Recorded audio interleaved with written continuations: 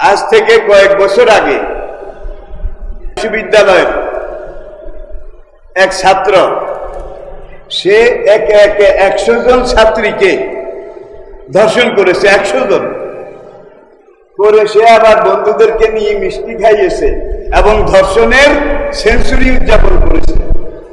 এটা আপনারা জানেন, সেঞ্চুরি মানে 100।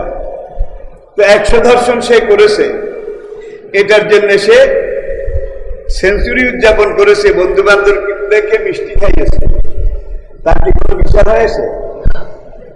কারণ সে দলের মানুষ,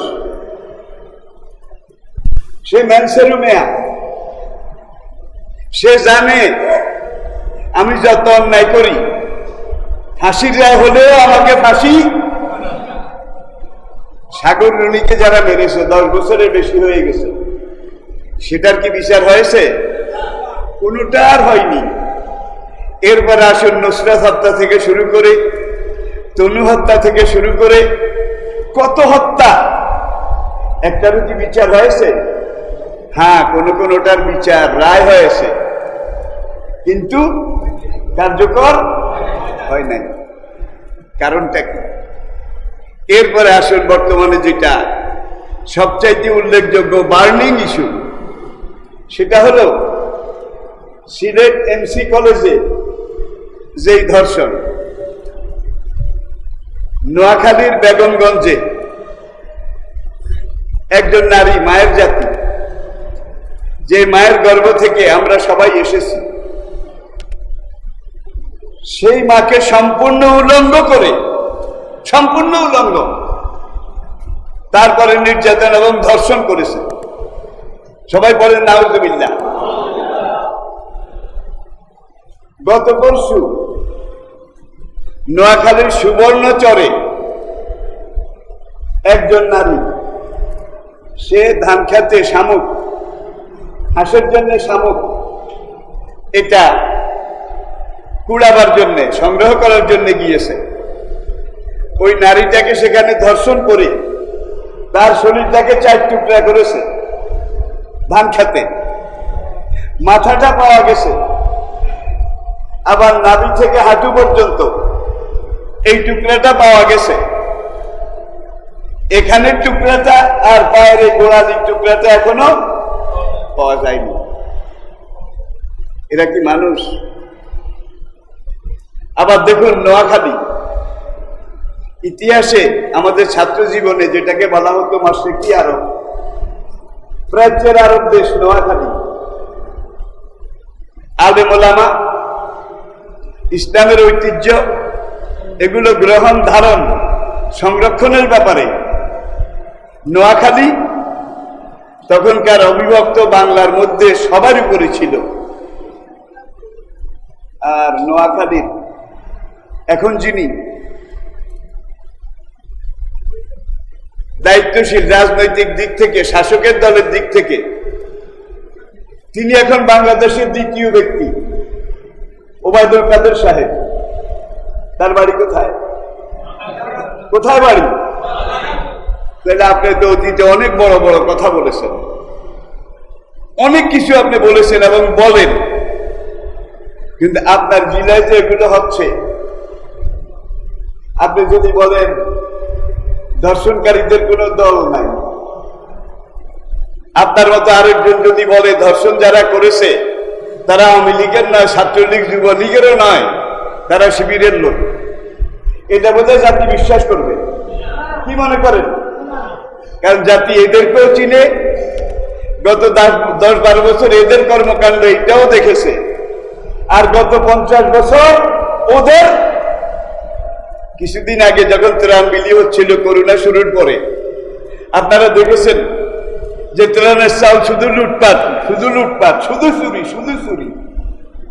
তখন বাংলাদেশে একজন সেক্টর কমান্ডার, আপনারা নাম বললে নামে তাকে চিনেন, সবাই চিনবেন, বাঘা কাদের, কাদের সিদ্দিকী, সে একটা স্টেটাসে বলেছিল, সরকারে আগে আমি অনুরোধ করব ত্রাণ বিতরণের দায়িত্ব যেন শিবিরের ছেলেদেরকে দেওয়া হয়। দেখছেন? অথচ ওবায়দুল কাদের সাহেব সিদ্দিকী সাহেব কাদের সিদ্দিকী আরেকটা কথা বলেছেন যে আমাদের দেশের একটা ইসলামী দল 50 বছর আগে যেই কথাটা বলেছিল সেই কথাটা বুঝতে আমাদের 50 বছর লেগেছে। বুঝতে পেরেছেন বোধহয়? আপনাদের দেশ নামে আসে, কামে কিন্তু আপনাদের হাতে নাই। সব কথা তো বলা যাচ্ছে না।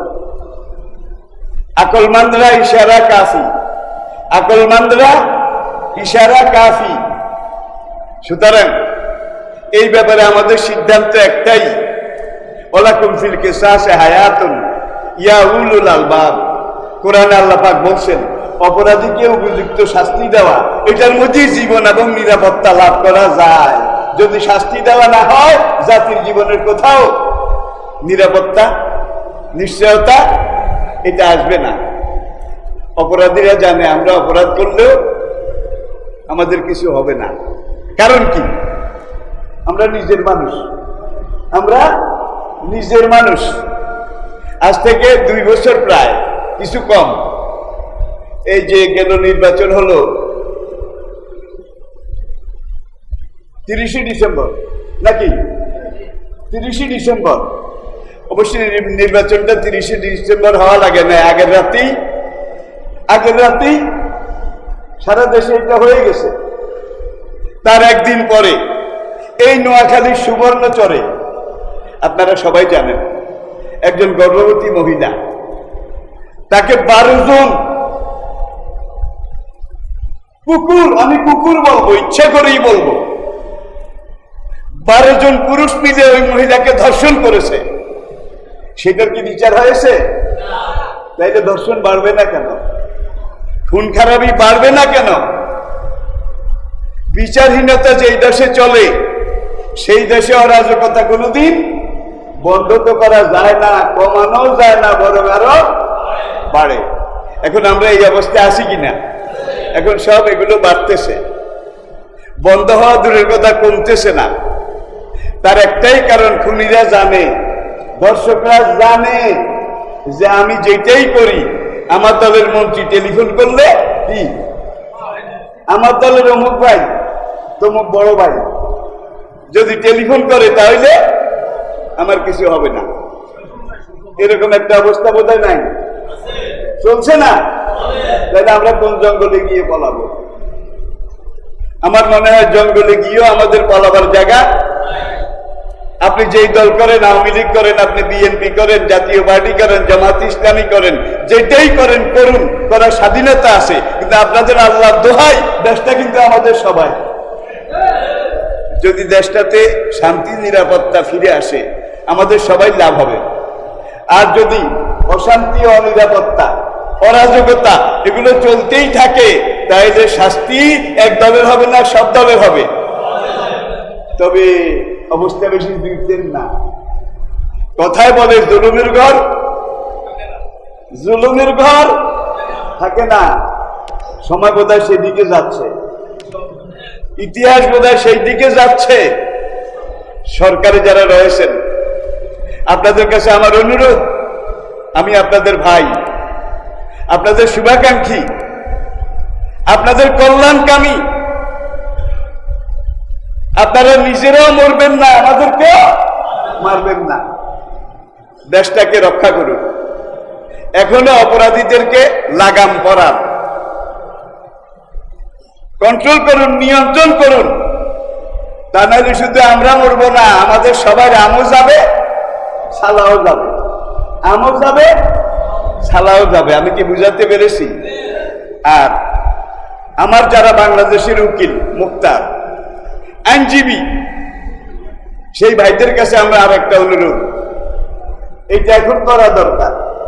সেটা হলো আপনাদের আল্লাহর দোহাই লাগে, আপনারা কোর্টে খুনির পক্ষে দাঁড়াবেন না। আপনাদেরকে আল্লাহর কসম দিয়ে বলছি, আপনারা কোর্টে আদালতে ধর্ষণকারীর পক্ষে দাঁড়াবেন না। বলবেন যে আমার আইনিটা আমার পেশা, যে লোকটা খুন করেছে, ধর্ষণ করেছে, আপনি যদি পারেন তার বিরুদ্ধে দাঁড়ান। যেহেতু আপনি মুসলমান আইনজীবীদেরকে বলছি আমি, তারা আমার ভাই, বিনয়ের সাথে আপনাদের কাছে আমি অনুরোধ করছি, সেটা হলো অপরাধী যেই হোক, যে কোনো দলেরই হোক, আপনারা অপরাধীর পক্ষে তাকে বাঁচাবার জন্য আদালতে মুভ করবেন না। এটা আপনাদের ন্যায় নীতি, ইমানের দাবি। ওয়ালাকুম ফিল কিসাসি হায়াতুন ইয়া উলুল আলবাব, আল্লাহ পাক ইরশাদ করেছেন, নবী বলেছেন, আদ-দাল্লু আলাল খায়রি কাফাইলিহি ওয়াদ-দাল্লু আলা শাররি কাফাইলিহি। ভালোর পক্ষে যে সমর্থন করে, ভালোর পক্ষে যে দাঁড়ায়, সে ভালোদের সাথে একত্রে জান্নাতে যাবে। ওয়াদ-দাল্লু আলা শাররি, খারাপের পক্ষে যে দাঁড়ায়, খুনি, ব্যভিচারী, ধর্ষণকারী, জেনার পক্ষে যে দাঁড়ায়, কাফাইলিহি, ঠিক জেনাকারের আমলনামায় যেই পাপ, তার পক্ষ সমর্থন করে ওকালতি কোর্টে মুভ করা সমান পাপ। তাইলে আপনি কি ডাকাতের সাথে জাহান্নামে যেতে চান? কোন আইনজীবী ভাই কোন ধর্ষণকারীর সাথে কি জাহান্নামে যেতে চান? খবরদার। দুনিয়ার কয়েক টাকা কামাইয়ের জন্য আপনার দুনিয়া তো বরবাদ, আখেরাত তো বরবাদ হয়ে যাবে, শেষ হয়ে যাবে। আমি কি বুঝাতে পেরেছি? আমি আইনজীবী ভাইদেরকে আমার ভাই হিসাবে, মুসলমান আইনজীবী ভাইদেরকে আমার দ্বীনী ভাই হিসাবে আবারও অনুরোধ করছি, আপনাদের আল্লাহর দোহাই, আপনারা আইনজীবী, আপনারা আইনজ্ঞ, আবার এই দেশের বিবেক কিন্তু আপনারা, এই জাতির বিবেক আপনারা, এই জাতির কণ্ঠস্বর আপনারা। আপনারা ন্যায়ের পক্ষে থাকুন, ন্যায়ের পক্ষে ওকালতি করুন, মজলুমের পক্ষে দাঁড়ান, জালেমের পক্ষে দাঁড়াবেন না। কারণ এই জীবনের পরে আরেকটা জীবন আছে, সেই জীবনে গেলে আপনাকে বোধহয় হিসাব দেওয়া লাগবে না। আমি হাদিসটা আবার বলছি, আর কোরআনে এক যেটা সাপোর্টে এই হাদিসটা, মান তাশাব্বাহা বিকাওমিন ফাহুয়া মিনহুম, যে যার সাথে সহযোগিতা করে সে তার অন্তর্ভুক্ত হয়ে যায়। আর হাদিসে নবীজি বলেছেন, যে যার পক্ষ সমর্থন করে, আদ-দাল্লু আলাল খায়রি কাফাইলিহি, ভালোর যদি পক্ষ সমর্থন করেন, মজলুমের যদি আপনি ওকালতি করেন, তাকে বাঁচাবার চেষ্টা করেন, আল্লাহ পাক এটার বদলা নাকি আপনাকে হাসরের ময়দানে, কবর হাসর পুলসিরাত মিজানে দান করবেন। আর যদি খুনিকে বাঁচাবার জন্য আপনি কোর্টে মুভ করেন, ধর্ষণকারীকে বাঁচাবার জন্য আপনি যদি কোর্টে মুভ করেন, আল্লাহর কসম সেই ধর্ষণকারী আর সেই খুনির সাথে আপনার হাসর একত্রে হবে। তাই আপনাদের আইনজীবী ভাইদের কারো যদি একটু খারাপ লেগে থাকে, আমি সবার কাছে ক্ষমা চেয়ে নিচ্ছি।